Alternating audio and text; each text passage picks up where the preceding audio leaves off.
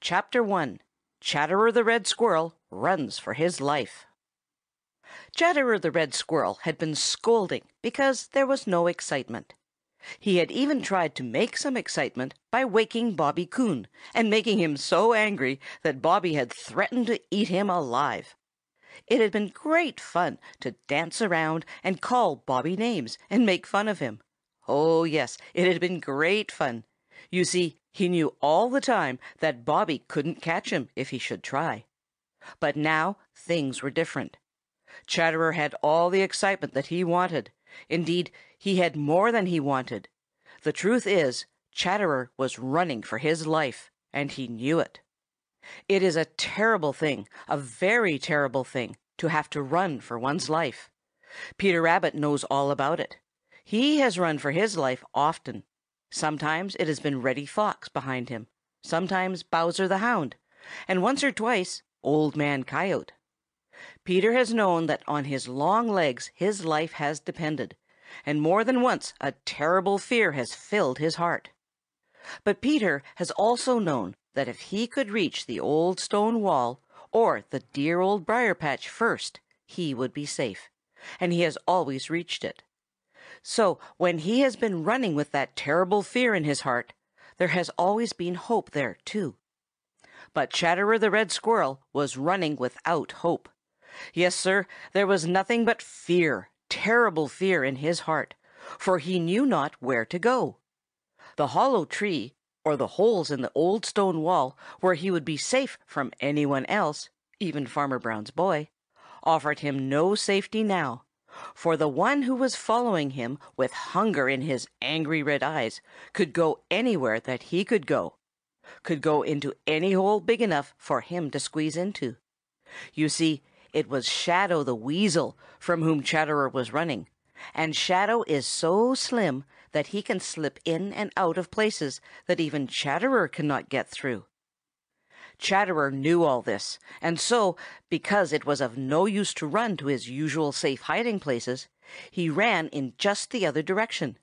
He didn't know where he was going. He had just one thought, to run and run as long as he could, and then, well, he would try to fight, though he knew it would be of no use. "Oh dear! Oh dear!" he sobbed as he ran out on the branch of a tree and leapt across to the next tree. "I wish I had minded my own business. I wish I had kept my tongue still. Shadow the Weasel wouldn't have known where I was if he hadn't heard my voice. Oh dear me! What can I do? What can I do?" Now, in his great fright, Chatterer had run and jumped so hard that he was beginning to grow very tired. Presently he found that he must make a very long jump to the next tree. He had often made as long a jump as this and thought nothing of it, but now he was so tired that the distance looked twice as great as it really was. He didn't dare stop to run down the tree and scamper across. So he took a long breath, ran swiftly along the branch, and leapt. His hands just touched the tip of the nearest branch of the other tree. He tried his very best to hold on, but he couldn't. Then down, down, down he fell. He spread himself out as flat as he could, and that saved him a little, but still it was a dreadful fall, and when he landed, it seemed just for a minute as if all the breath was gone from his body. But it wasn't quite, and in another minute he was scrambling up the tree. Chapter 2. Chatterer's Last Chance. Chatterer, still running for his life and without the least hope, suddenly saw a last chance to escape from Shadow the Weasel. That is, he saw something that might offer him a chance. He couldn't be sure until he had tried, and even then he might escape from one danger only to run into another equally great. What Chatterer saw was a big brown bunch near the top of a tall chestnut tree, and he headed for that tree as fast as ever he could go. What was that big brown bunch? Why, it was Redtail the Hawk, who was dozing there with his head drawn down between his shoulders, dreaming. Now, old Redtail is one of Chatterer's deadliest enemies. He is quite as fond of Red Squirrel as is Shadow the Weasel, though he doesn't often try to catch one, because there are other things to eat much easier to catch. Chatterer had had more than one narrow escape from Old Redtail, and was very much afraid of him. Yet here he was running up the very tree in which Redtail was sitting. You see, a very daring idea had come into his head. He had seen at once that Redtail was dozing, and hadn't seen him at all. He knew that Redtail would just as soon have Shadow the Weasel for dinner as himself, and a very daring plan had popped into his head. "I may as well be caught by Redtail as Shadow," he thought as he ran up the tree. "But if my plan works out right, I won't be caught by either. Anyway, it is my very last chance." Up the tree he scrambled, and after him went Shadow the Weasel. Shadow had been so intent on catching Chatterer that he had not noticed Old Redtail, which was just as Chatterer had hoped. Up, up he scrambled, straight past Old Redtail, but as he passed, he pulled one of Redtail's long tail feathers, and then ran on up to the top of the tree, and with the last bit of strength he had left, leaped to a neighboring spruce tree, where, hidden by the thick branches, he stopped to rest, and see what would happen. Of course, when he felt his tail pulled, Old Redtail was awake in a flash, and of course he looked down to see who had dared to pull his tail. There, just below him, was Shadow the Weasel, who had just that minute discovered who was sitting there. Old Redtail hissed sharply, and the feathers on the top of his head stood up in a way they do when he is angry. And he was angry, very angry. Shadow the Weasel stopped short. Then, like a flash, he dodged around to the other side of the tree. He had no thought of Chatterer now. Things were changed all in an instant, quite changed. Instead of the hunter, he was now the hunted. Old Redtail circled in the air just overhead, and every time he caught sight of Shadow, he swooped at him with great cruel claws spread to clutch him. Shadow dodged around the trunk of the tree. He was more angry than frightened, for his sharp eyes had spied a little hollow in a branch of the chestnut tree, and he knew that once inside of that he would have nothing to fear. But he was angry clear through to think that he should be cheated out of that dinner he had been so sure of only a few minutes before.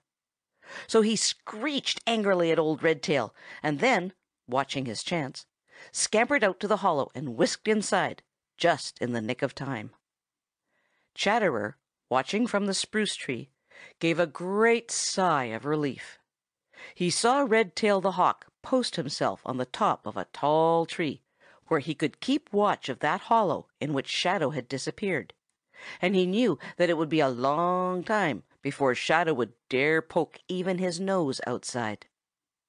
Then, as soon as he was rested, Chatterer stole softly, oh so softly, away through the tree tops until he was sure that Redtail could not see him.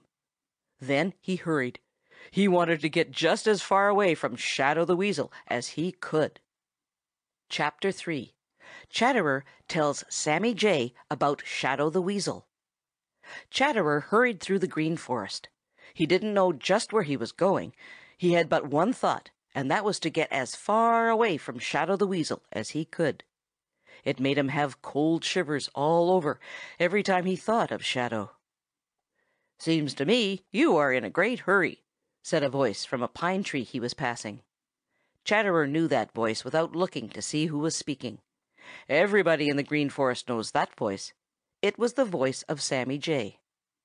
"It looks to me as if you were running away from someone," jeered Sammy.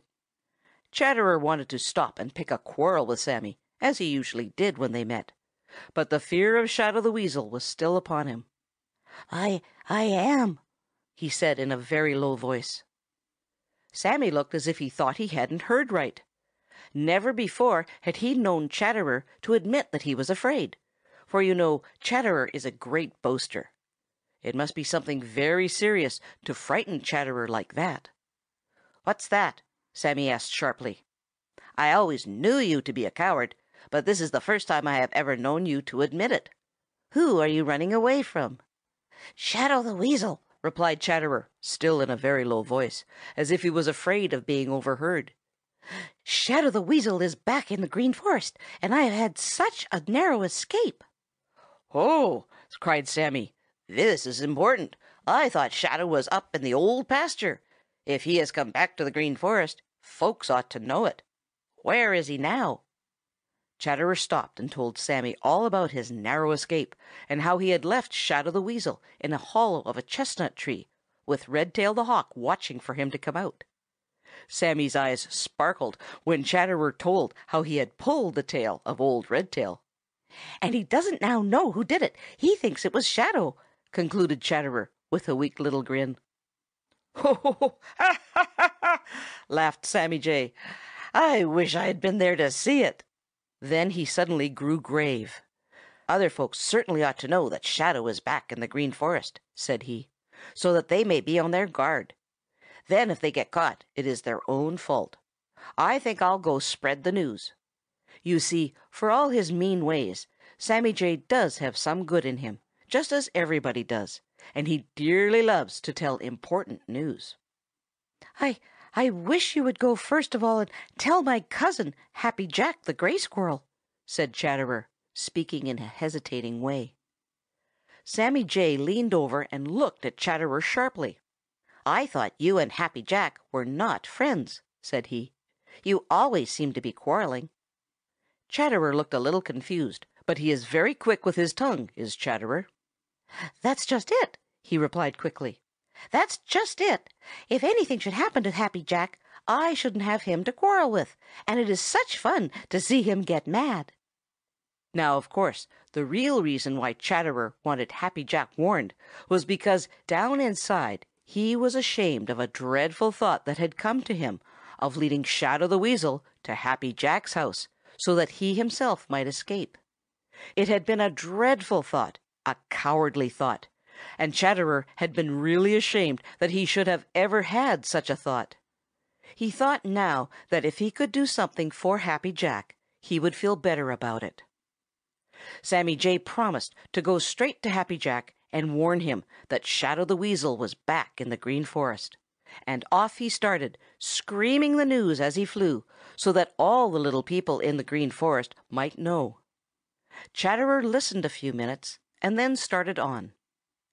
"Where shall I go?" he muttered. "Where shall I go? I don't dare stay in the Green Forest, for now Shadow will never rest until he catches me."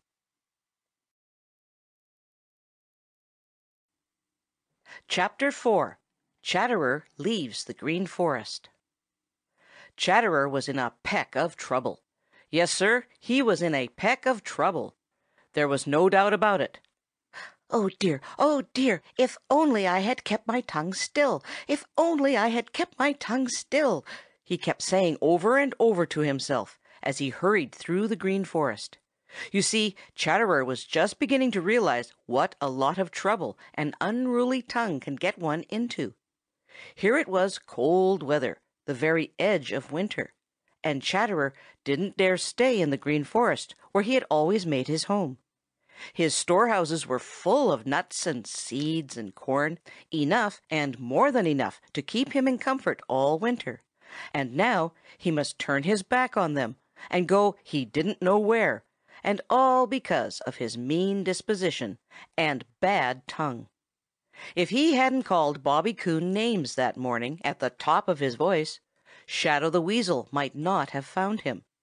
He knew that Shadow has a long memory, and that he would never forget the trick by which Chatterer had escaped, and so the only way Chatterer would ever be able to have a moment's peace would be to leave the Green Forest for as long as Shadow the Weasel chose to stay there.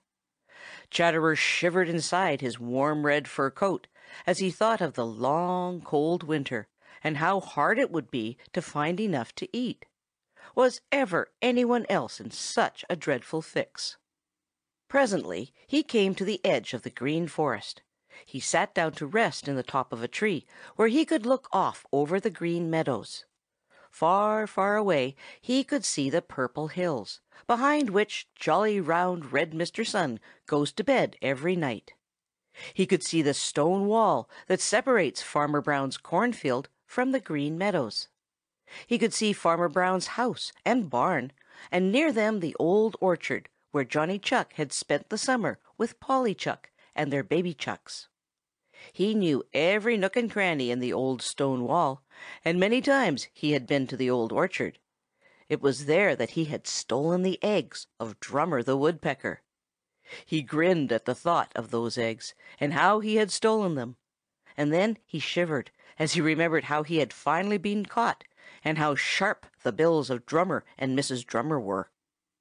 But all that was in the past, and thinking about it wasn't going to help him now. He had got to do something right away.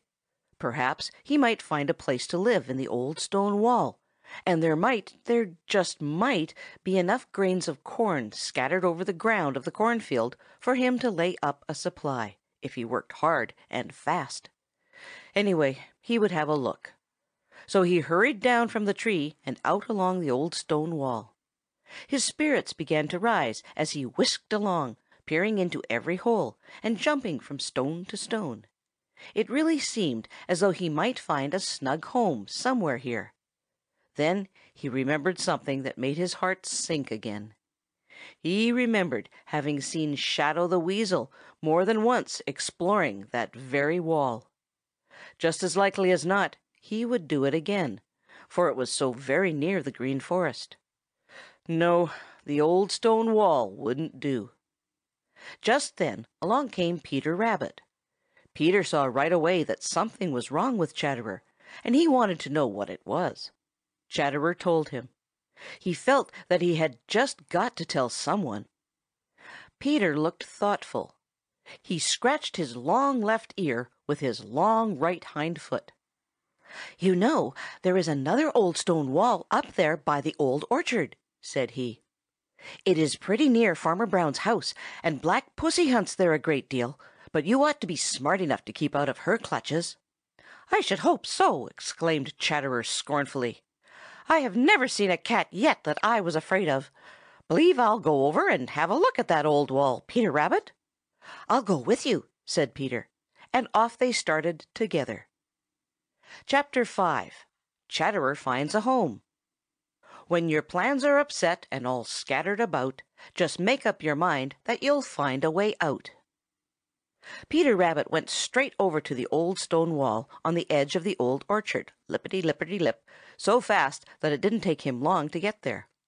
But Chatterer the Red Squirrel never feels really safe on the ground unless there is something to climb close at hand, so he went a long way round by way of the rail fence. He always did like to run along the rail fence, and he wouldn't have minded it a bit this morning if he hadn't been in such a hurry. It seemed to him that he would never get there, but of course he did. When he did get there, he found Peter Rabbit sitting on Johnny Chuck's doorstep, staring down Johnny Chuck's long hall. "They're asleep," said he, as Chatterer came up all out of breath. "I've thumped and thumped and thumped, but it isn't the least bit of use. They are asleep, and they'll stay asleep until Mistress Spring arrives. I can't understand it at all. No, sir, I can't understand how anybody can be willing to miss this splendid weather." Peter shook his head in a puzzled way and continued to stare down the long empty hall. Of course, he was talking about Johnny and Polly Chuck, who had gone to sleep for the winter. That sleeping business always puzzles Peter. It seems to him like a terrible waste of time.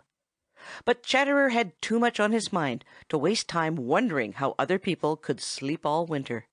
He couldn't himself, and now that he had been driven away from his own home in the Green Forest by fear of Shadow the Weasel, he couldn't waste a minute. He must find a new home, and then spend every minute of daytime laying up a new store of food for the days when everything would be covered with snow. Up and down the length of the stone wall he scampered, looking for a place to make a home. But nothing suited him. You know, he likes best to make his home in a tree. He isn't like Striped Chipmunk, who lives in the ground. Poor Chatterer! He just couldn't see how he was going to live in the old stone wall. He sat on top of a big stone to rest and think it over. He was discouraged. Life didn't seem worth the living just then. He felt as if his heart had gone way down to his toes. Just then his eyes saw something that made his heart come up again, with a great bound right where it ought to be. And just then Peter Rabbit came hopping along. "Have you found a new home yet?" asked Peter. "Yes," replied Chatterer, "I think I have."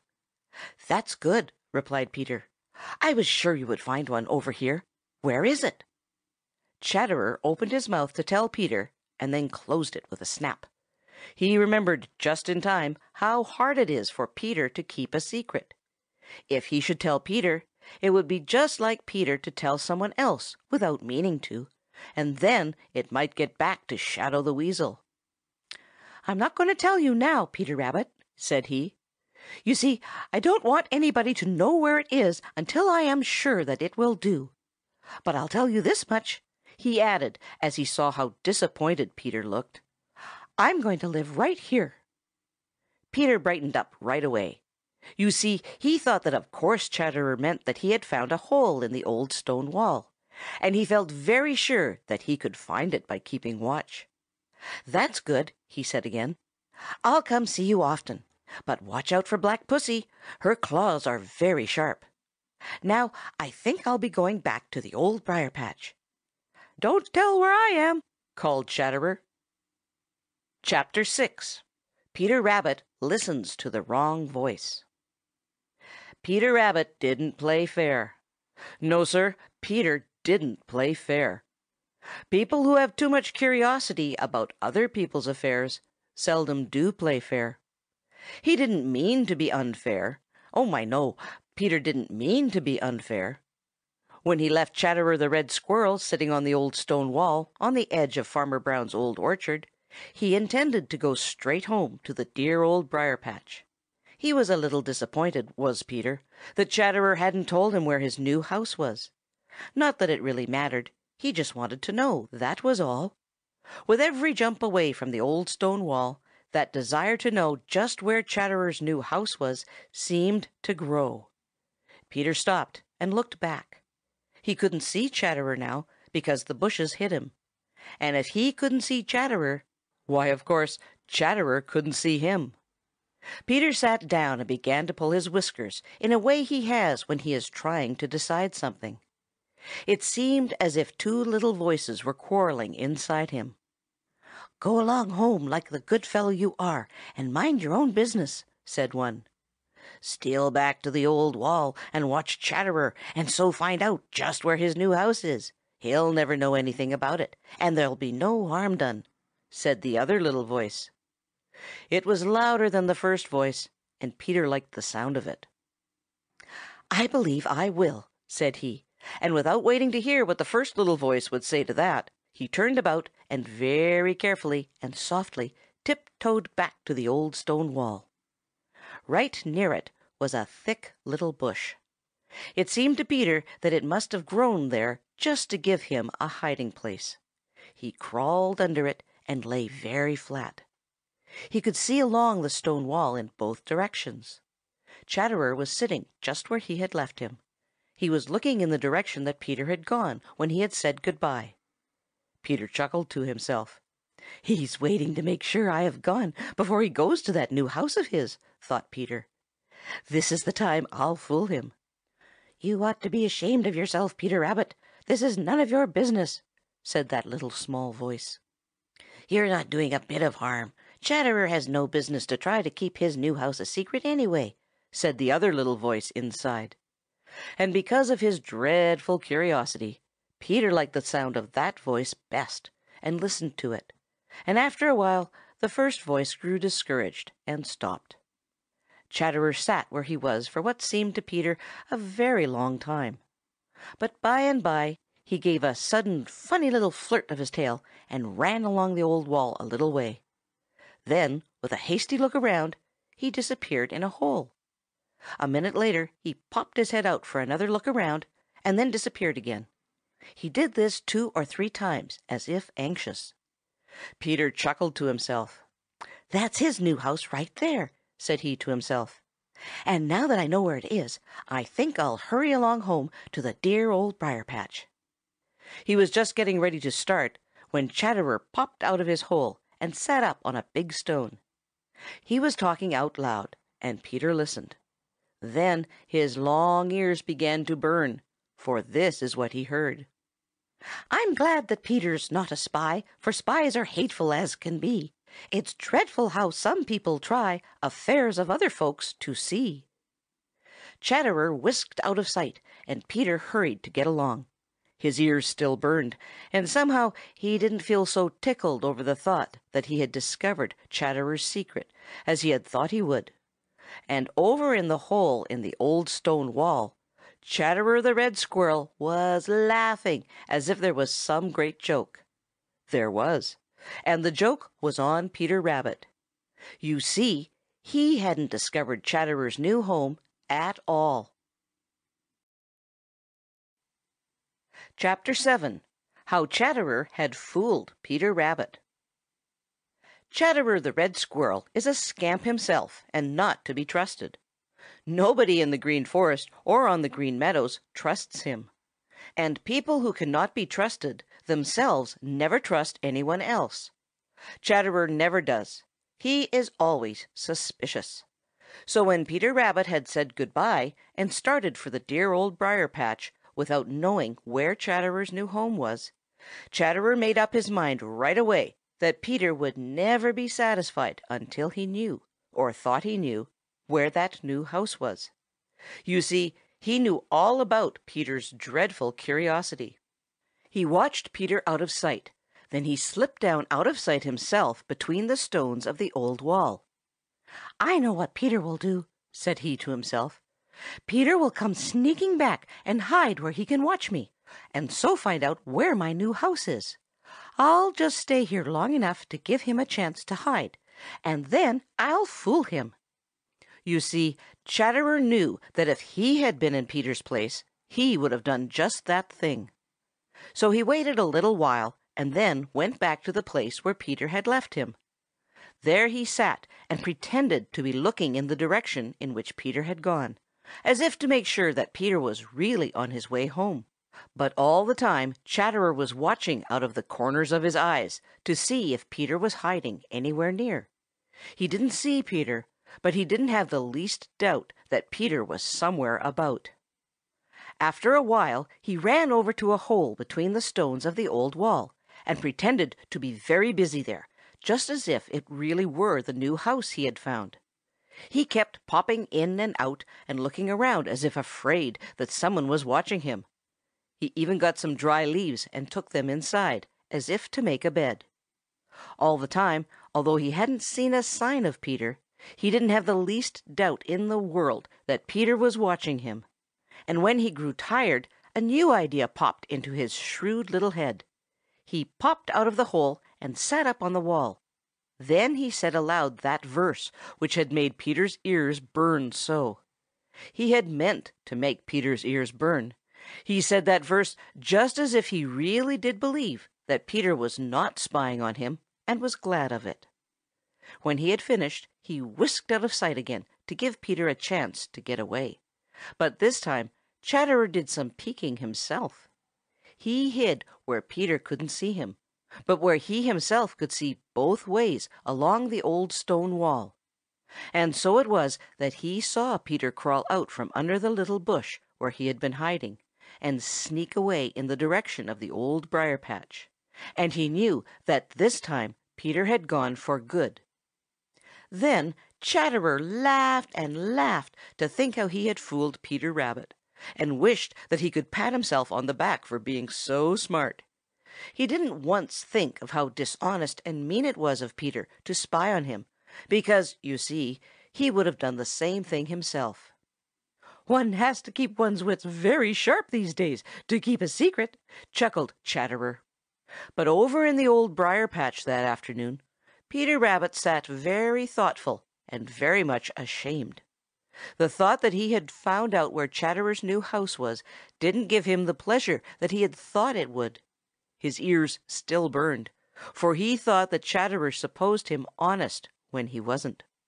"I believe I'll go over tomorrow and tell Chatterer all about it and how mean I have been," said he at last. And when he made up his mind to do this, he felt better. And all the time he hadn't found Chatterer's new house at all. You see, it was the old home of Drummer the Woodpecker in an old apple tree, which Chatterer had decided to live in. Chapter 8. Chatterer Grows Careless.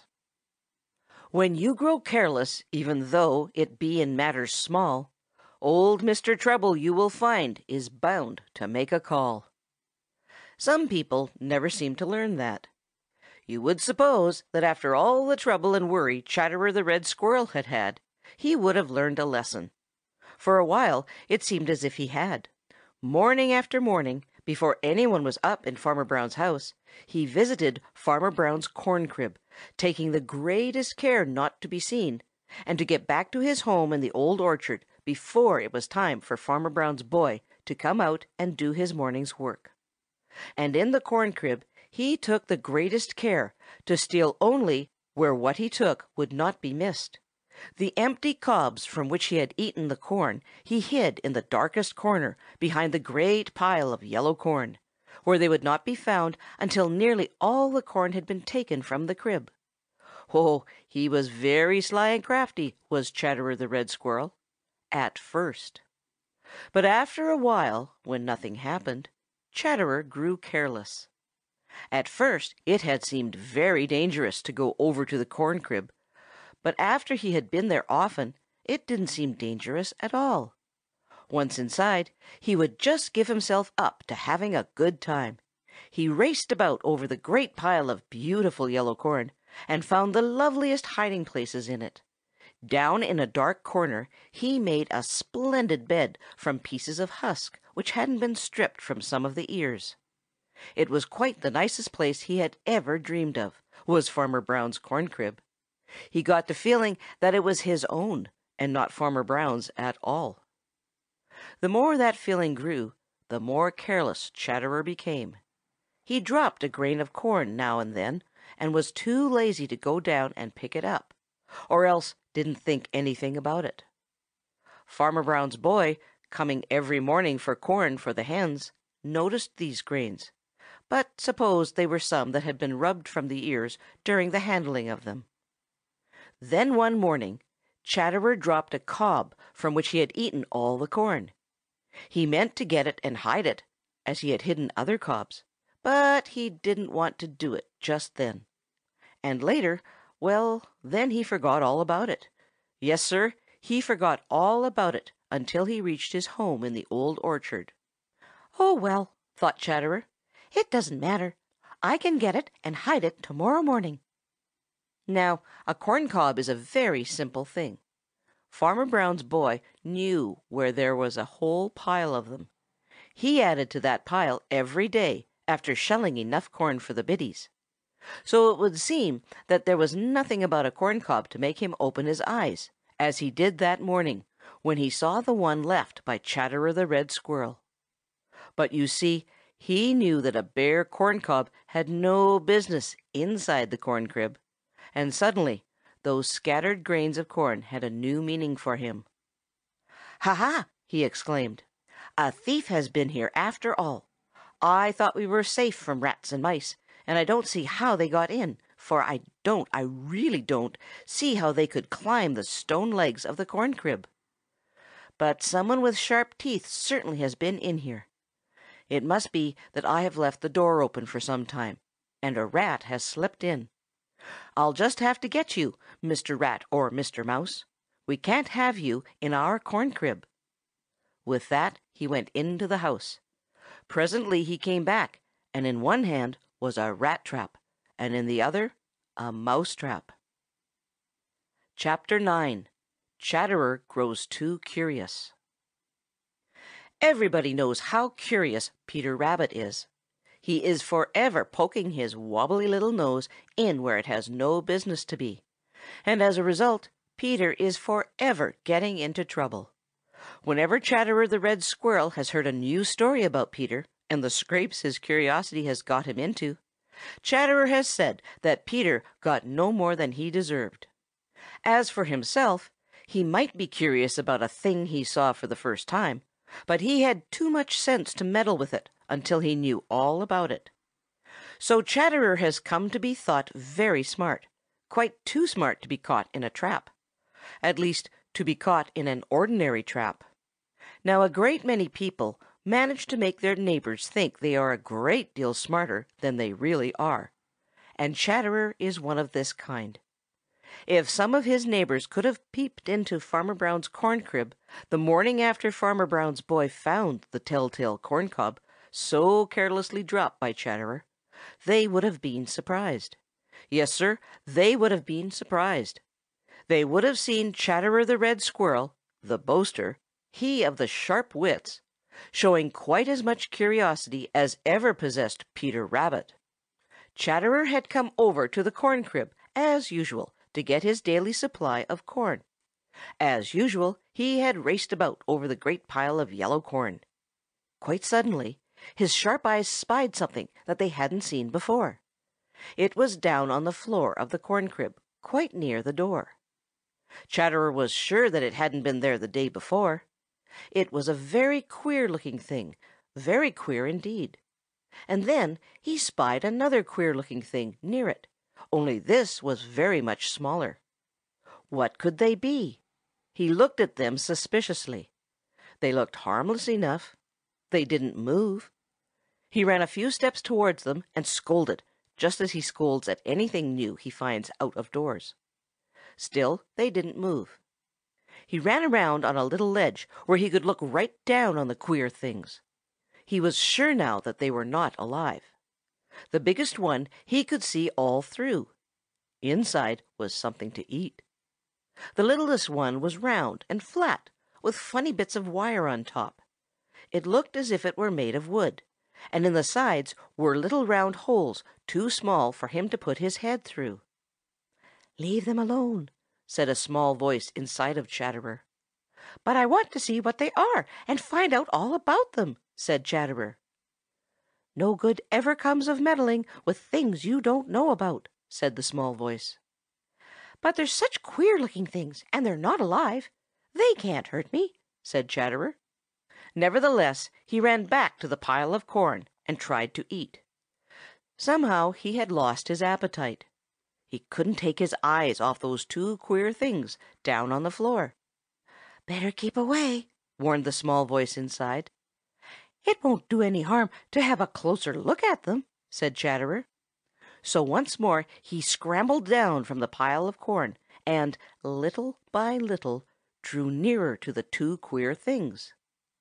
The nearer he got, the more harmless they looked. Finally, he reached out and smelled of the smallest. Then he turned up his nose. "Smells of mice," muttered Chatterer. "Just common barn mice." Then he reached out a paw and touched it. "Pooh!" said he. "It's nothing to be afraid of." Just then he touched one of the little wires, and there was a sudden snap. It frightened Chatterer so that he scurried away. But he couldn't stay away. That snap was such a funny thing, and it hadn't done any harm. You see, he hadn't put his paw in at one of the little holes, or it might have done some harm. Pretty soon he was back again, meddling with those little wires on top. Every once in a while there would be a snap, and he would scamper away. It was very scary and great fun.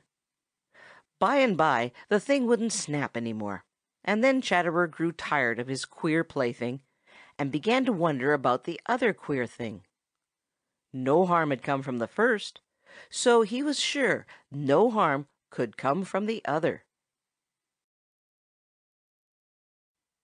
Chapter 10. Old Mr. Trouble Gets Chatterer at Last. Of course, you have guessed what it was that Chatterer had been meddling with. It was a mouse trap, and he had sprung it without getting hurt. Chatterer didn't know that it was a trap. He ought to have known, but he didn't. You see, it was not at all like the traps Farmer Brown's boy had sometimes set for him in the Green Forest. He knew all about those traps and never went near them. Now that there was nothing more exciting about the mouse trap, Chatterer turned his attention to the other queer thing. He walked all around it and looked at it from every side. It certainly was queer. Yes, Sir, it certainly was queer. It looked something like a little house, only he could see all through it. He put one paw out and touched it. Nothing happened. He tried it again. Then he jumped right on top of it. Still nothing happened. He tried his sharp teeth on it, but he couldn't bite it. You see, it was made of stout wire. Inside was something that looked good to eat. It smelled good, too. Chatterer began to wonder what it would taste like. The more he wondered, the more he wanted to know. There must be some way of getting in, and if he could get in, of course he could get out again. He jumped down to the floor and ran all around the queer little wire house. At each end was a sort of little wire hallway. Chatterer stuck his head in one. It seemed perfectly safe. He crept a little way in and then backed out in a hurry. Nothing happened. He tried it again. Still nothing happened. "Better keep away," said a little voice deep inside of him. "Pooh! Who's afraid?" said Chatterer. "This thing can't hurt me." Then he crept a little farther in. Right in front of him was a little round doorway with a little wire door. Chatterer pushed the little door with his nose, and it opened a teeny-weeny bit. He drew back suspiciously. Then he tried it again, and this time pushed the little door a little farther open. He did this 2 or 3 times, until finally he had his head quite inside, and there, right down below him, was that food he so wanted to taste. "I can hop right down and get it, and then hop right up again," thought Chatterer. "Don't do it," said the small voice inside. "Corn is plenty good enough. Besides, it is time you were getting back to the Old Orchard." "It won't take but a minute," said Chatterer, "and I really must know what that tastes like." With that he jumped down. Snap! Chatterer looked up. The little wire door had closed. Old Mr. Trouble had got Chatterer at last. Yes, sir, he certainly had got Chatterer this time. You see, he couldn't open that little wire door from the inside. He was in a trap, the wire rat trap set by Farmer Brown's boy. Chapter 11. What happened next to Chatterer? Were you ever terribly, terribly frightened? That was the way Chatterer felt. He was caught. There was no doubt about it. His sharp teeth were of no use at all against those hard wires. He could look out between them, but he couldn't get out. He was too frightened to think. His heart pounded against his sides until it hurt. He forgot all about that queer food he had so wanted to taste, which was right before him now. Indeed, he felt as if he never, never would want to eat again. What was going to happen to him now? What would Farmer Brown's boy do to him when he found him there? Hark! What was that? It was a step just outside the door of the corn crib. Farmer Brown's boy was coming. Chatterer raced around his little wire prison and bit savagely at the hard wires, but it was of no use at all. It only hurt his mouth cruelly. Then the door of the corn crib swung open, a flood of light poured in, and with it came Farmer Brown's boy. "Hello!" exclaimed Farmer Brown's boy, as he caught sight of Chatterer. "So you are the thief who has been stealing our corn, and I thought it was a rat or a mouse. Well, well, you little red rascal, didn't you know that thieves come to no good end? You're pretty smart, for I never once thought of you, but you are not so smart as you thought. Now I wonder what we had better do with you." He picked up the trap with Chatterer in it and stepped out into the beautiful great out-of-doors. Chatterer could see across the dooryard to the old orchard and the familiar old stone wall along which he had scampered so often. They looked just the same as ever, and yet, well, they didn't look just the same, for he couldn't look at them without seeing those cruel wires which were keeping him from them. Farmer Brown's boy put the trap down on the ground and began to call. "Puss, puss, puss!" called Farmer Brown's boy. Chatterer's heart, which had been thumping so, almost stopped beating with fright.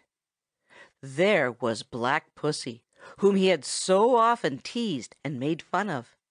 Her yellow eyes had a hungry gleam as she walked around the trap and sniffed and sniffed. Never had Chatterer heard such a terrible sound as those hungry sniffs so close to him. Black Pussy tried to put a paw between the wires, and Chatterer saw the great cruel claws. But Black Pussy couldn't get her paw between the wires. "How would you like him for breakfast?" asked Farmer Brown's boy. "Meow," said Black Pussy, arching her back and rubbing against his legs. "I suppose that means you would like him very much," laughed Farmer Brown's boy. "Do you think you can catch him if I let him out?" "Meow," replied Black Pussy again, and to poor Chatterer it seemed the awfulest sound he had ever heard. "Well, we'll see about it by and by," said Farmer Brown's boy. "There's the breakfast bell, and I haven't fed the biddies yet." Chapter 12. Chatterer is sure that this is his last day. There was no hope, not the teeniest weeniest ray of hope in the heart of Chatterer, as Farmer Brown's boy picked up the wire rat trap and started for the house, Black Pussy, the cat, following at his heels and looking up at Chatterer with cruel, hungry eyes. Chatterer took a farewell look at the old orchard, and way beyond it the Green Forest, from which he had been driven by fear of Shadow the Weasel. Then the door of the farmhouse closed and shut it all out. If there had been any hope in Chatterer's heart, the closing of that door would have shut the last bit out. But there wasn't any hope. Chatterer was sure he was to be given to Black Pussy for her breakfast. Farmer Brown's boy put the trap on a table. "What have you there?" called a great voice. It was the voice of Farmer Brown himself, who was eating his breakfast. "I've got the thief who has been stealing our corn in the crib," replied Farmer Brown's boy. "And who do you think it is?" "One of those pesky rats," replied Farmer Brown. "I'm afraid you've been careless and left the door open sometime, and that is how the rats have got in there." "But it isn't a rat, and I don't believe that there is a rat there," replied Farmer Brown's boy in triumph. "It's that little scamp of a red squirrel we've seen racing along the wall at the edge of the old orchard lately. I can't imagine how he got in there, but there he was, and now here he is." "What are you going to do with him?" asked Farmer Brown, coming over to look at Chatterer. "I don't know," replied Farmer Brown's boy, "unless I give him to Black Puss for her breakfast. She has been teasing me for him ever since I found him." Farmer Brown's boy looked over to the other side of the table as he said this, and his eyes twinkled with mischief. "Oh, you mustn't do that! That would be cruel!" cried a soft voice. "You must take him down to the Green Forest and let him go." A gentle face with pitying eyes was bent above the trap. "Just see how frightened the poor little thing is. You must take him straight down to the Green Forest right after breakfast." "Isn't that just like Mother?" cried Farmer Brown's boy. "I believe it would be just the same with the ugliest old rat that ever lived. She would try to think of some excuse for letting it go." "God made all the little people who wear fur, and they must have some place in His great plan," said Mrs. Brown. Farmer Brown laughed a big, hearty laugh. "True enough, Mother," said he. "The trouble is, they get out of place. Now this little rascal's place is down in the Green Forest, and not up in our corn crib." "Then put him back in his right place," was the prompt reply, and they all laughed. Now all this time poor Chatterer was thinking that this surely was his last day. You see, he knew that he had been a thief, and he knew that Farmer Brown's boy knew it.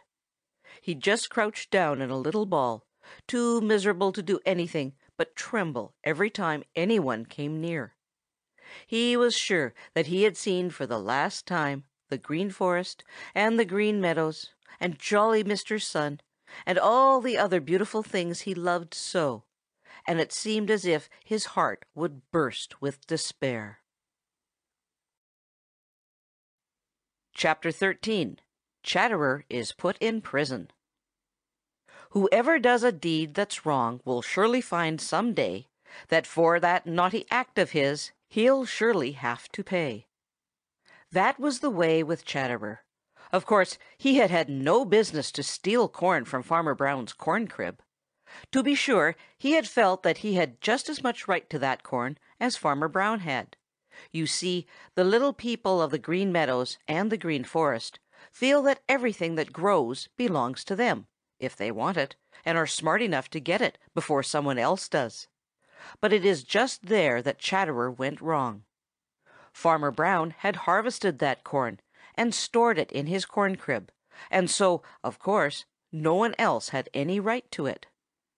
Right down deep in his heart, Chatterer knew this. If he hadn't known it, he wouldn't have been so sly in taking what he wanted. He knew all the time that he was stealing, but he tried to make himself believe that it was all right.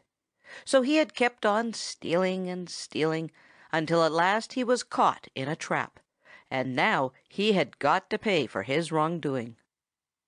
Chatterer was very miserable, so miserable and frightened that he could do nothing but sit huddled up in a little shivery ball. He hadn't the least doubt in the world that this was his very last day, and that Farmer Brown's boy would turn him over to cruel Black Pussy for her breakfast. Farmer Brown's boy had left him in the trap in the house and had gone out.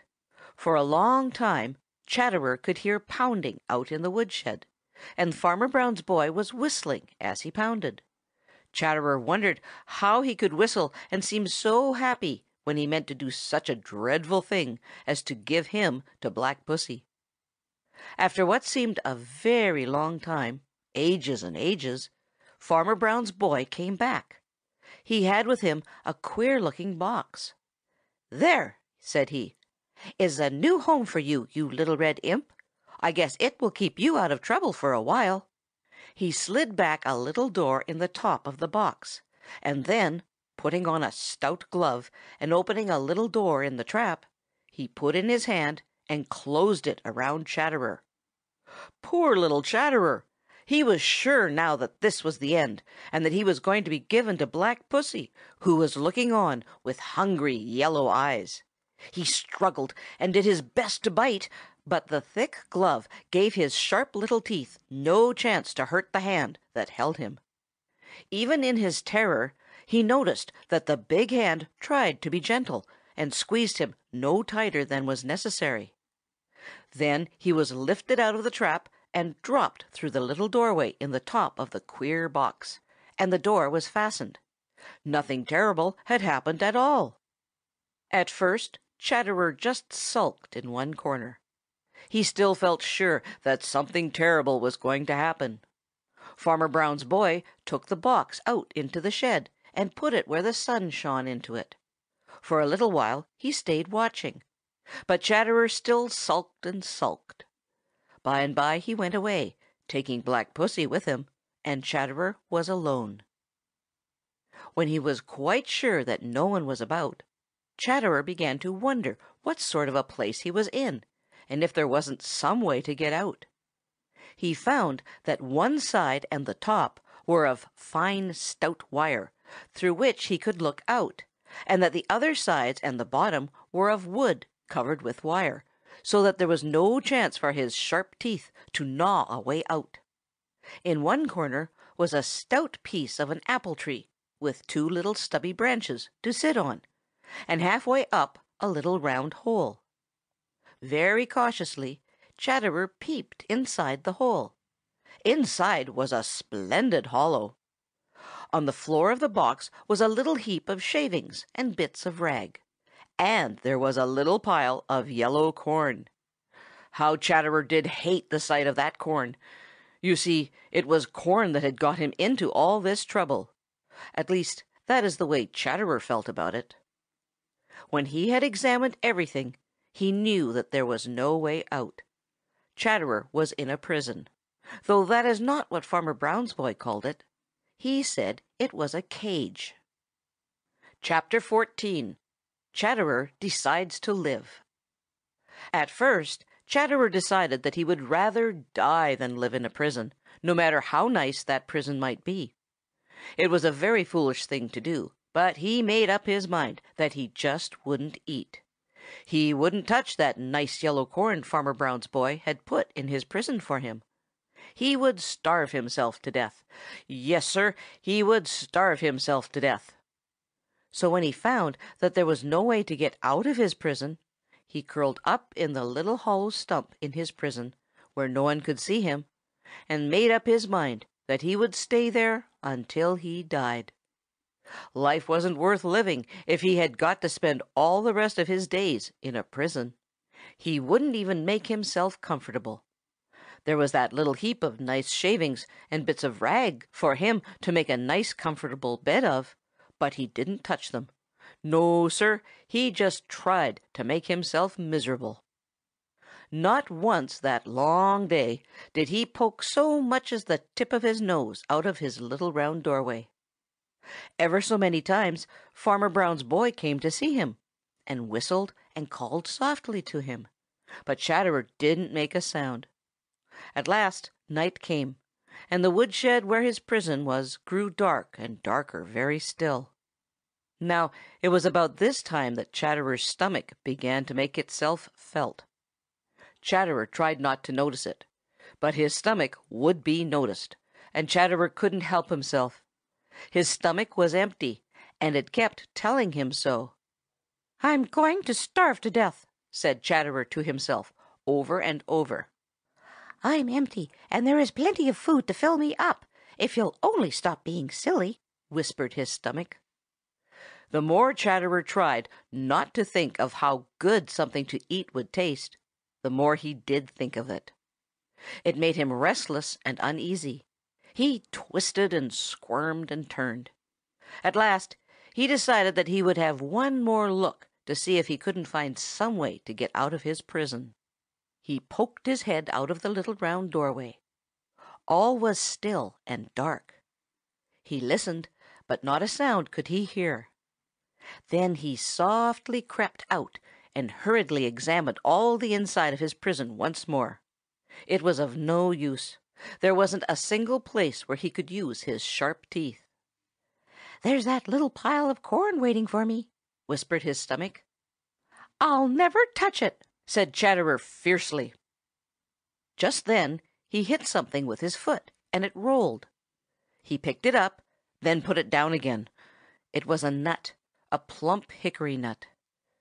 2 or 3 times he picked it up and put it down, and each time it was harder than before to put it down. "I'd like to taste one more nut before I starve to death," muttered Chatterer, and almost without knowing it, he began to gnaw the hard shell. When that nut was finished, he found another, and when that was gone, still another. Then he just had to taste a grain of corn. The first thing Chatterer knew, the nuts and the corn were all gone, and his stomach was full. Somehow he felt ever so much better. He didn't feel like starving to death now. I believe I'll wait a bit and see what happens," said he to himself. "And while I'm waiting, I may as well be comfortable." With that, he began to carry the shavings and rags into the hollow stump, and soon had as comfortable a bed as ever he had slept on. Chatterer had decided to live. Chapter 15. Farmer Brown's Boy Tries to Make Friends. Nobody lives who's wholly bad.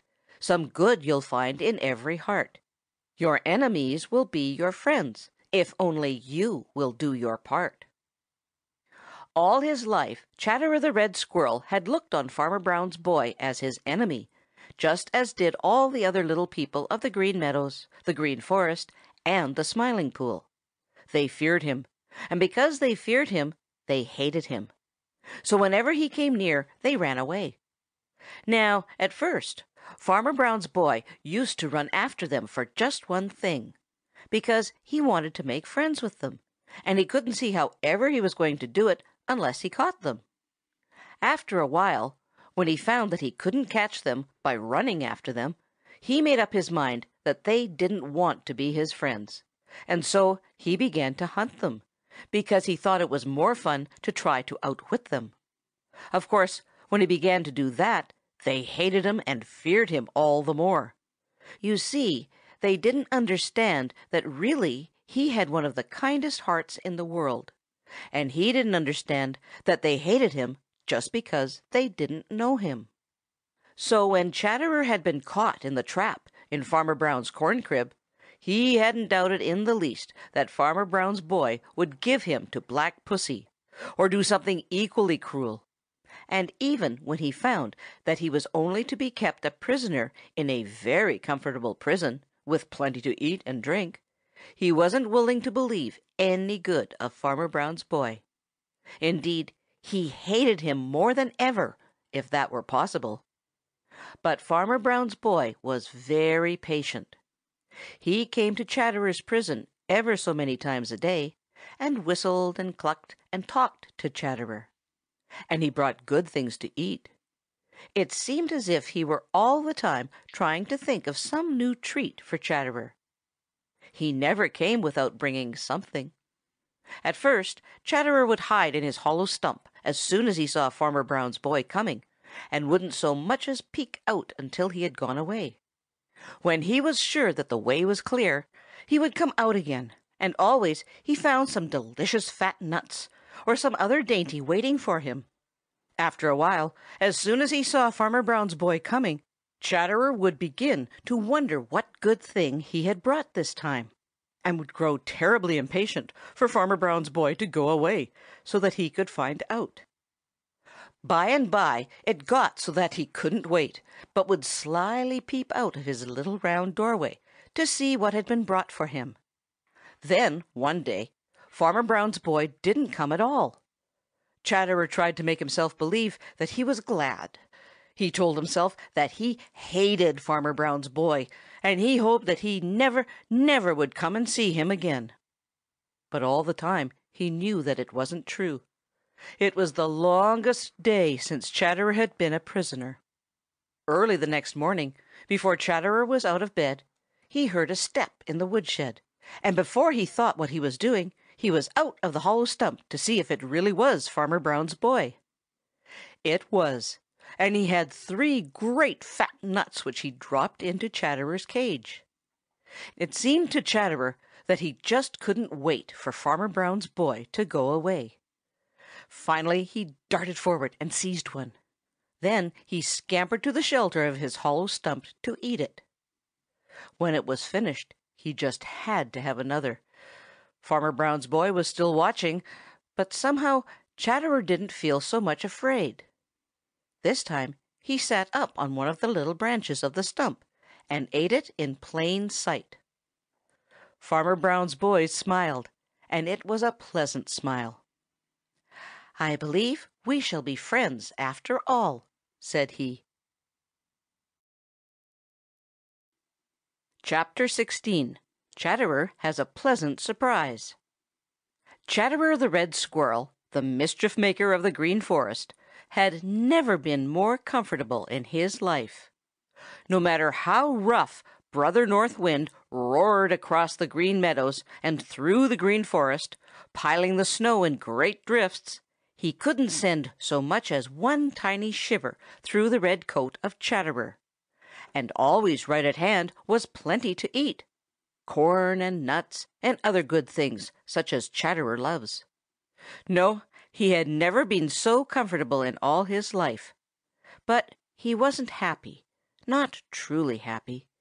You see, he was in prison, and no matter how nice a prison may be, no one can be truly happy there. Since he had been a prisoner, Chatterer had learned to think very differently of Farmer Brown's boy from what he used to think. In fact, he and Farmer Brown's boy had become very good friends, for Farmer Brown's boy was always very gentle and always brought him something good to eat. "He isn't at all like what I had thought," said Chatterer, "and if I were free, I wouldn't be afraid of him at all. I'd like to tell some of the other little Green Forest people about him. If only—" Chatterer didn't finish. Instead, a great lump filled his throat. You see, he was thinking of the Green Forest and the Old Orchard and how he used to race through the tree tops and along the stone wall. Half the fun in life had been in running and jumping, and now there wasn't room in this little prison to stretch his legs. If only he could run as hard as ever he knew how, once in a while, he felt that his prison wouldn't be quite so hard to put up with. That very afternoon, while Chatterer was taking a nap in his bed in the hollow stump, something was slipped over his little round doorway, and Chatterer awoke in a terrible fright to find himself a prisoner inside his hollow stump. There was nothing he could do about it but just lie there in his bed and shake with fright and wonder what dreadful thing was going to happen next. He could hear Farmer Brown's boy very busy about something in his cage. After a long, long time, his little round doorway let in the light once more. The door had been opened. At first Chatterer didn't dare go out, but he heard the soft little whistle with which Farmer Brown's boy always called him when he had something especially nice for him to eat, so at last he peeped out. There on the floor of the cage were some of the nicest nuts. Chatterer came out at once. Then his sharp eyes discovered something else. It was a queer-looking thing made of wire at one end of his cage. Chatterer looked at it with great suspicion. Could this be a new kind of trap? But what would a trap be doing here when he was already a prisoner? He ate all the nuts, all the time watching this new queer-looking thing. It seemed harmless enough. He went a little nearer. Finally, he hopped into it. It moved. Of course, that frightened him, and he started to run up. But he didn't go up. No, sir, he didn't go up. You see, he was in a wire wheel, and as he ran, the wheel went around. Chatterer was terribly frightened, and the faster he tried to run, the faster the wheel went around. Finally, he had to stop, because he was out of breath and too tired to run another step. When he stopped, the wheel stopped. Little by little, Chatterer began to understand. Farmer Brown's boy had made that wheel to give him a chance to run all he wanted to and whenever he wanted to. When he understood this, Chatterer was nearly happy as he could be in a prison. It was such a pleasant surprise. He would race and race in it until he just had to stop for breath. Farmer Brown's boy looked on and laughed to see how much happier he had made Chatterer. Chapter 17. Sammy Jay's Sharp Eyes. Everybody knows that Sammy Jay has sharp eyes. In fact, there are very few of the little forest people whose eyes are as sharp as Sammy's. That is because he uses them so much. A long time ago he found out that the more he used his eyes, the sharper they became. And so there are very few minutes when Sammy is awake that he isn't trying to see something. He is always looking. That is the reason he always knows so much about what is going on in the Green Forest and on the Green Meadows. Now, of course, Chatterer the Red Squirrel couldn't disappear without being missed, particularly by Sammy Jay. And, of course, Sammy couldn't miss Chatterer and not wonder what had become of him. At first, Sammy thought that Chatterer was hiding, but after peeking and peering and watching in the old orchard for a few days, he was forced to think that either Chatterer had once more moved or else that something had happened to him. Perhaps Shadow the Weasel has caught him after all, thought Sammy, and straightway flew to a certain place in the Green Forest where he might find Shadow the Weasel. Sure enough, Shadow was there. Now, of course, it wouldn't do to ask right out if Shadow had caught Chatterer, and Sammy was smart enough to know it. "Chatterer the Red Squirrel sends his respects and hopes you are enjoying your hunt for him," called Sammy. Shadow looked up at Sammy, and anger blazed in his little red eyes. "You tell Chatterer that I'll get him," snarled Shadow. Sammy's eyes sparkled with mischief. He had made Shadow angry, and he had found out what he had wanted to know. He was sure that Shadow had not caught Chatterer. "But what can have become of him?" thought Sammy. "I've got no love for him, but just the same I miss him. I really must find out. Yes, sir, I really must." So every minute that he could spare, Sammy Jay spent trying to find Chatterer. He asked every one he met if they had seen Chatterer. He peeked and peered into every hollow and hiding place he could think of. But look as he would and ask as he would, he could find no trace of Chatterer. At last he happened to think of Farmer Brown's corn crib. Could it be that Chatterer had moved over there, or had come to some dreadful end there? Very early the next morning Sammy flew over to the corn crib. He looked it all over with his sharp eyes and listened for sounds of Chatterer inside, but not a sound could he hear. Then he remembered the hole under the edge of the roof through which Chatterer used to go in and out. Sammy hurried to look at it. It was closed by a stout board nailed across it. Then Sammy knew that Farmer Brown's boy had found it. "He's killed Chatterer, that's what he's done!" cried Sammy, and flew over to the Old Orchard filled with sad thoughts. He meant to wait until Farmer Brown's boy came out and then tell him what he thought of him. After that he would fly through the Green Forest and over the Green Meadows to spread the sad news. After a while the door of the farmhouse opened, and Farmer Brown's boy stepped out. Sammy had his mouth open to scream when his sharp eyes saw something queer. Farmer Brown's boy had a queer-looking box in his arms, which he put on a shelf where the sun would shine on it. It looked to Sammy as if something moved inside that box. He forgot to scream and say the bad things he had planned to say. He waited until Farmer Brown's boy had gone to the barn. Then Sammy flew where he could look right into the queer box. There was Chatterer the Squirrel! Chapter 18. Chatterer is made fun of. "Ha ha ha ha! Oh, smarty caught at last!" Sammy Jay fairly shrieked with glee as he peered down from the top of an apple tree at Chatterer in the cage Farmer Brown's boy had made for him.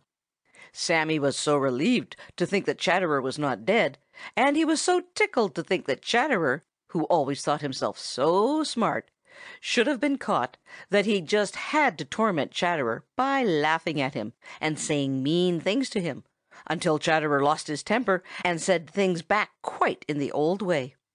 This tickled Sammy more than ever, for it sounded so exactly like Chatterer when he had been a free little imp of mischief in the Green Forest, that Sammy felt sure that Chatterer had nothing the matter with him. But he couldn't stop very long to make fun of poor Chatterer. In the first place, Farmer Brown's boy had put his head out the barn door to see what all the fuss was about. In the second place, Sammy fairly ached all over to spread the news through the Green Forest and over the Green Meadows. You know he is a great gossip. And this was such unusual news. Sammy knew very well that no one would believe him. He knew that they just couldn't believe that smart Mr. Chatterer had really been caught. And no one did believe it. "All right," Sammy would reply. "It doesn't make the least bit of difference in the world to me whether you believe it or not. You can go up to Farmer Brown's house and see him in prison yourself, just as I did." So late that afternoon, when all was quiet around the farmyard, Chatterer saw something very familiar behind the old stone wall at the edge of the Old Orchard. It bobbed up and then dropped out of sight again. Then it bobbed up again, only to drop out of sight just as quickly. "It looks to me very much as if Peter Rabbit is over there and feeling very nervous," said Chatterer to himself. And then he called sharply, just as when he was free in the Green Forest. Right away Peter's head bobbed up for all the world like a jack-in-the-box, and this time it stayed up. Peter's eyes were round with surprise as he stared across at Chatterer's prison. "Oh, it's true!" gasped Peter, as if it were as hard work to believe his own eyes as it was to believe Sammy Jay. "I must go right away and see what can be done to get Chatterer out of trouble." And then, because it was broad daylight, and he really didn't dare stay another minute, Peter waved good-bye to Chatterer and started for the Green Forest as fast as his long legs could take him. A little later, who should appear peeping over the stone wall but Reddy Fox. It seemed very bold of Reddy, but really it wasn't nearly as bold as it seemed. You see, Reddy knew that Farmer Brown's boy and Bowser the Hound were over in the Old Pasture and that he had nothing to fear. He grinned at Chatterer in the most provoking way. It made Chatterer angry just to see him. "Smarty, Smarty, Mr. Smarty, glad to see you looking hearty. Weather's fine as you can see. Won't you take a walk with me?" So said Reddy Fox, knowing all the time that Chatterer couldn't take a walk with any one. At first Chatterer scolded and called Reddy all the bad names he could think of, but after a little he didn't feel so much like scolding. In fact, he didn't half hear the mean things Reddy Fox said to him. You see, it was coming over him more and more that nothing could take the place of freedom. He had a comfortable home, plenty to eat, and was safe from every harm. But he was a prisoner, and having these visitors made him realize it more than ever. Something very like tears filled his eyes, and he crept into his hollow stump, where he couldn't see or be seen. Chapter 19. Peter Rabbit Tries to Help. Peter Rabbit is one of the kindest-hearted little people of the Green Forest or the Green Meadows. He is happy-go-lucky, and his dreadful curiosity is forever getting him into all kinds of trouble. Perhaps it is because he has been in so many scrapes himself that he always feels sorry for others who get into trouble. Anyway, no sooner does Peter hear of someone in trouble than he begins to wonder how he can help them. So just as soon as he found out for himself that Sammy Jay had told the truth about Chatterer the Red Squirrel, and that Chatterer really was in a prison at Farmer Brown's house, he began to think and think to find some way to help Chatterer. Now, of course, Peter didn't know what kind of a prison Chatterer was in. He remembered right away how Prickly Porky the Porcupine had gnawed a great hole in the box in which Johnny Chuck's lost baby was kept by Farmer Brown's boy. Why shouldn't Prickly Porky do as much for Chatterer? He would go see him at once. The trouble with Peter is that he doesn't think of all sides of a question. He is impulsive. That is, he goes right ahead and does the thing that comes into his head first, and sometimes this isn't the wisest or best thing to do. So now he scampered down into the Green Forest as fast as his long legs could carry him, to hunt for Prickly Porky. It was no trouble at all to find him, for he had only to follow the line of trees that had been stripped of their bark. "Good afternoon, Prickly Porky. Have you heard the news about Chatterer?"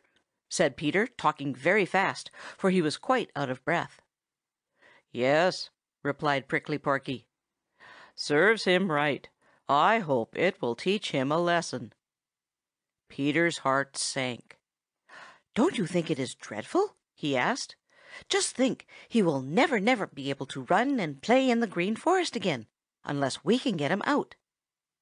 "So much the better," grunted Prickly Porky. "So much the better. He always was a nuisance.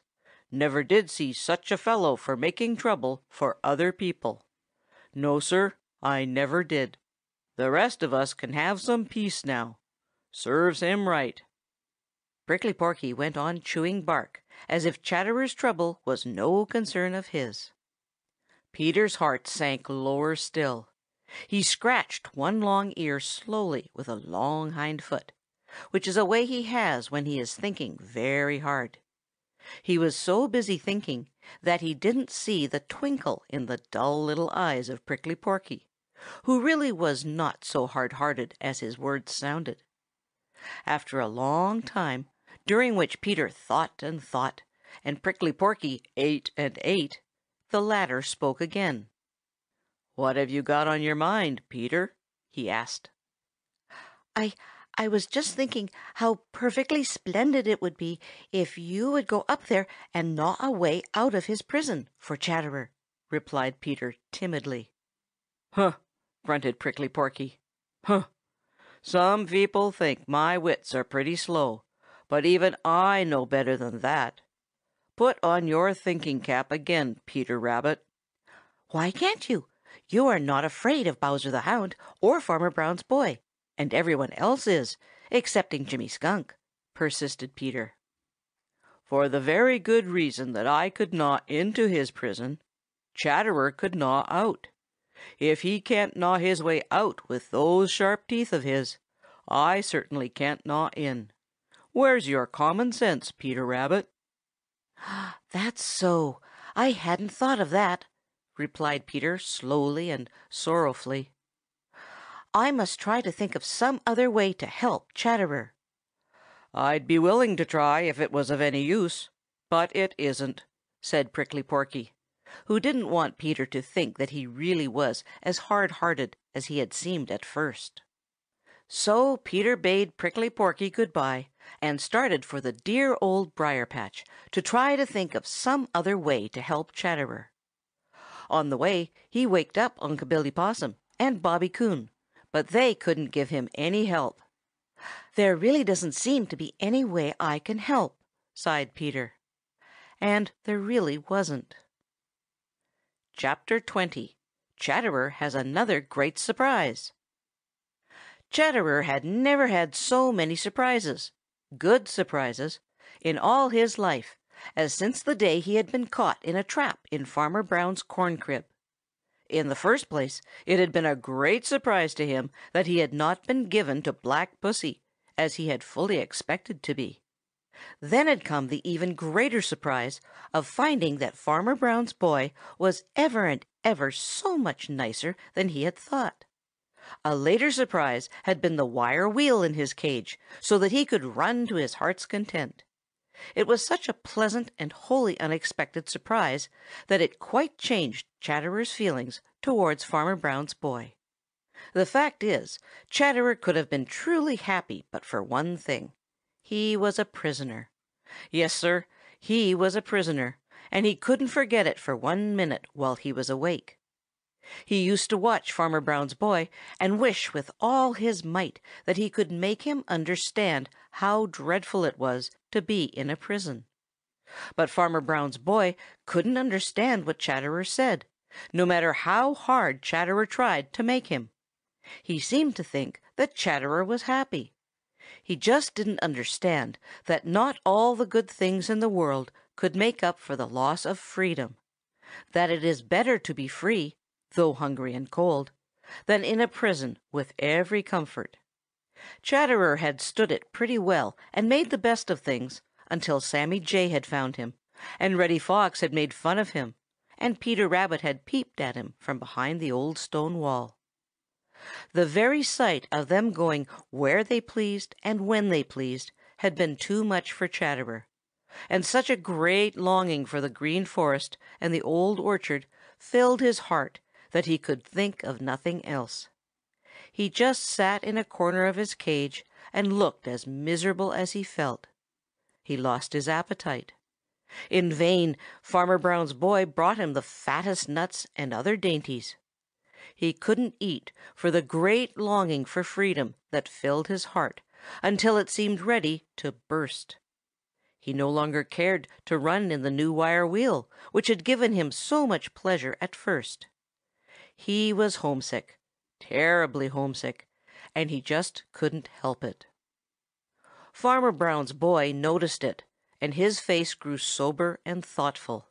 He watched Chatterer when the latter didn't know that he was about, and if he couldn't understand Chatterer's talk, he could understand Chatterer's actions. He knew that he was unhappy and guessed why. One morning Chatterer did not come out of his hollow stump as he usually did when his cage was placed on the shelf outside the farmhouse door. He just didn't feel like it.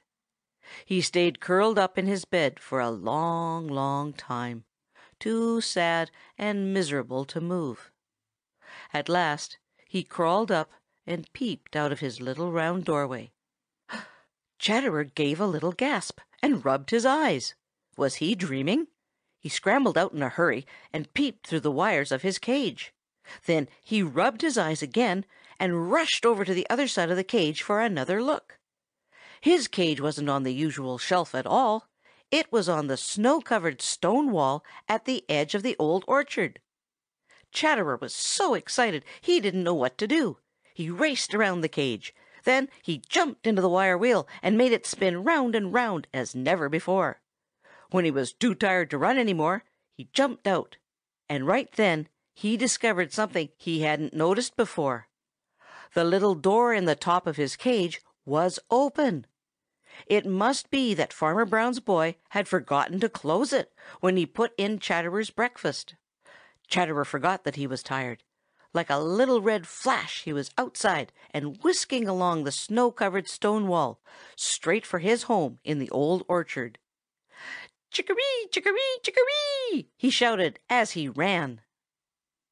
Chapter 21. Chatterer Hears the Small Voice. The very first of the little meadow and forest people to see Chatterer after he had safely reached the old orchard was Tommy Tit the Chickadee.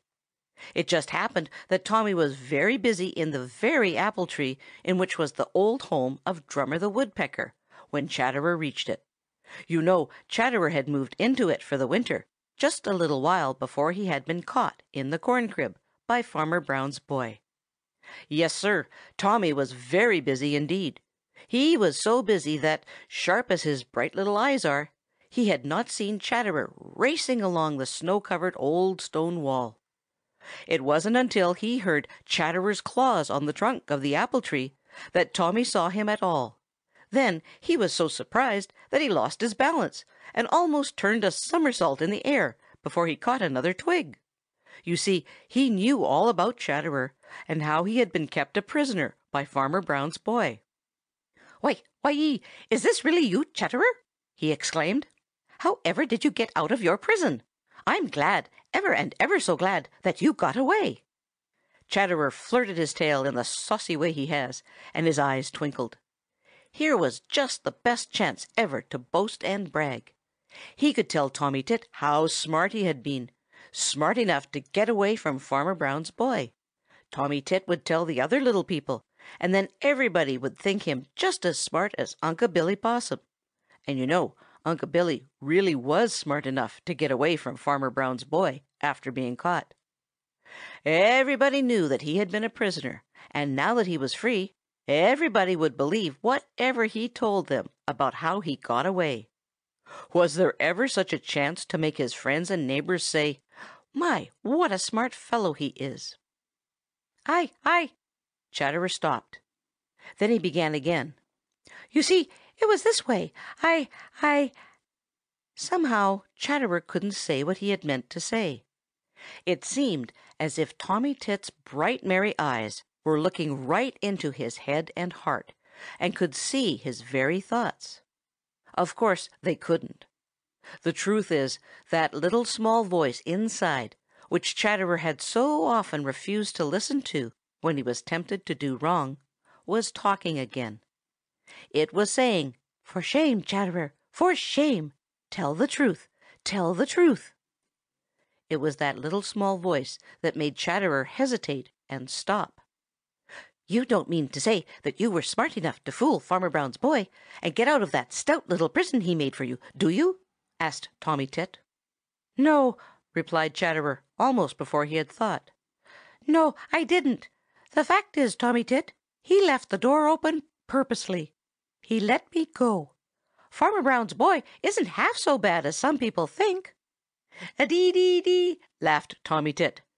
"I've been telling a lot of you fellows that for a long time, but none of you would believe me. Now I guess you know it. Why, I'm not in the least bit afraid of Farmer Brown's boy, not the least bit in the world. If all the little forest and meadow people would only trust him instead of running away from him, he would be the very best friend we have." "Perhaps so," replied Chatterer doubtfully. "He was very good to me while I was in his prison, and I'm not so very much afraid of him now. Just the same, I don't mean to let him get hands on me again." "Pooh!" said Tommy Tit. "Pooh! I'd just as soon eat out of his hand." "That's all very well for you to say when you are flying around free, but I don't believe you dare go up to his house and prove it," retorted Chatterer. "Can't now," replied Tommy. "I've got too much to do for him right now, but some day I'll show you. A-dee-dee-dee, chickadee! I'm wasting my time talking when there is such a lot to be done. I am clearing his apple trees of insect eggs." "Ha, ha! Go do it, you little red scamp!" shouted a voice behind him. Then Chatterer knew that Farmer Brown's boy had not left the little door open by mistake, but had given him his freedom, and right then he knew that they were going to be the best of friends.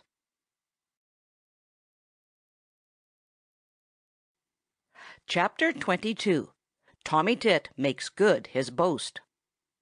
"A-dee-dee-dee, chickadee! See me! See me!" Tommy Tit the Chickadee kept saying this over and over as he flew from the Green Forest up through the Old Orchard on his way to Farmer Brown's dooryard, and his voice was merry. In fact, his voice was the merriest, cheeriest sound to be heard that bright, snapping cold morning. To be sure, there were other voices, but they were not merry, nor were they cheery. There was the voice of Sammy Jay, but it sounded peevish and discontented. And there was the voice of Blacky the Crow, but it sounded harsh and unpleasant.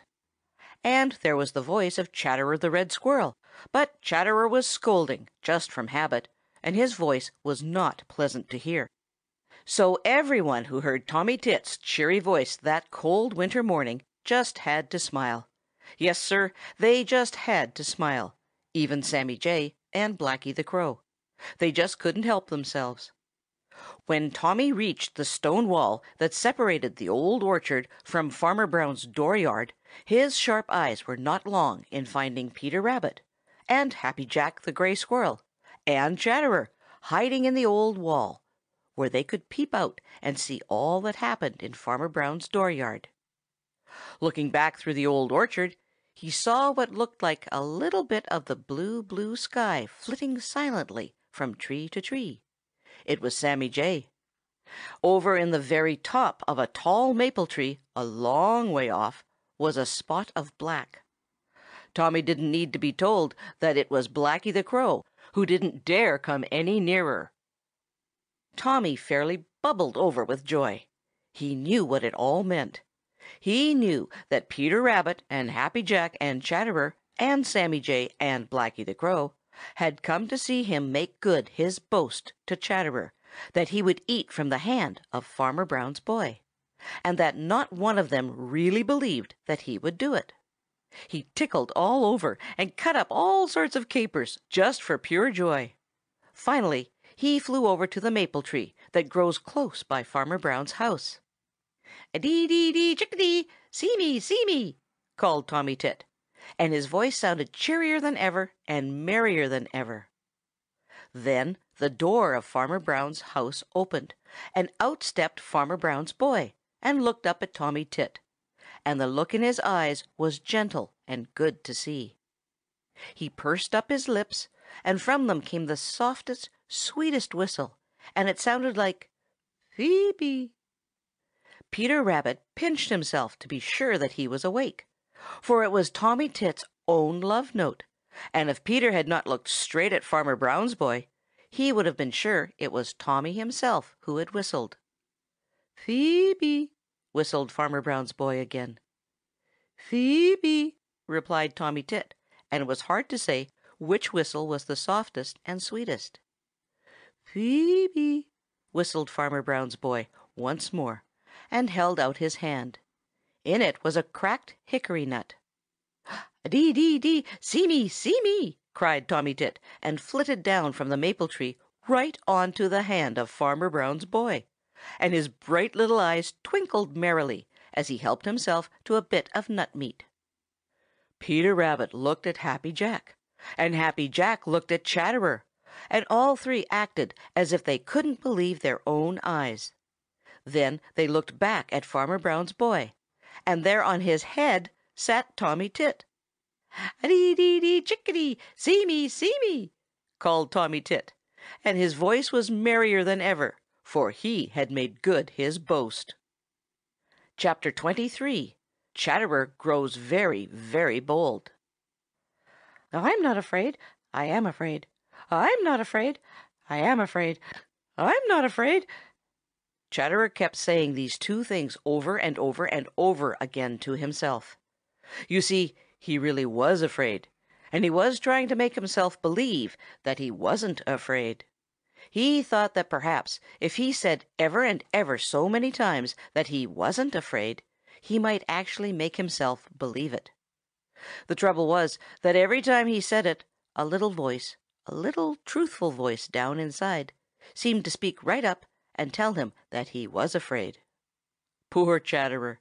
It hurt his pride to have to own to himself that he wasn't as brave as little Tommy Tit the Chickadee.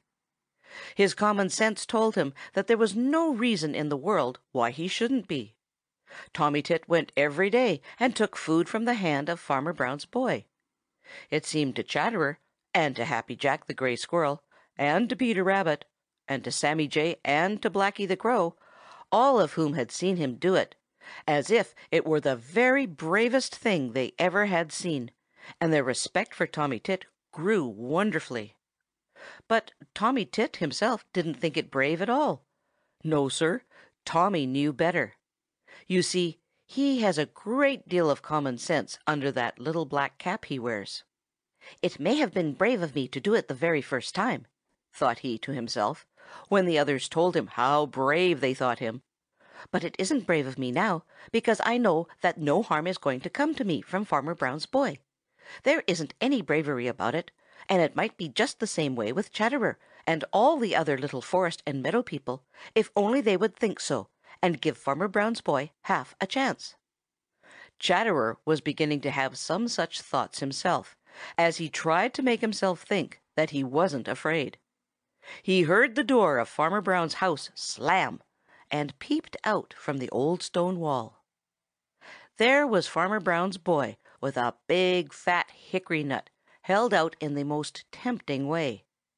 And Farmer Brown's boy was whistling the same gentle little whistle he had used when Chatterer was his prisoner, and he had brought good things for Chatterer to eat. Of course, Chatterer knew perfectly well that that whistle was a call for him, and that that big fat hickory nut was intended for him. Almost before he thought, he had left the old stone wall and was halfway over to Farmer Brown's boy. Then he stopped short. It seemed as if that little voice inside had fairly shouted in his ears, "I am afraid." It was true.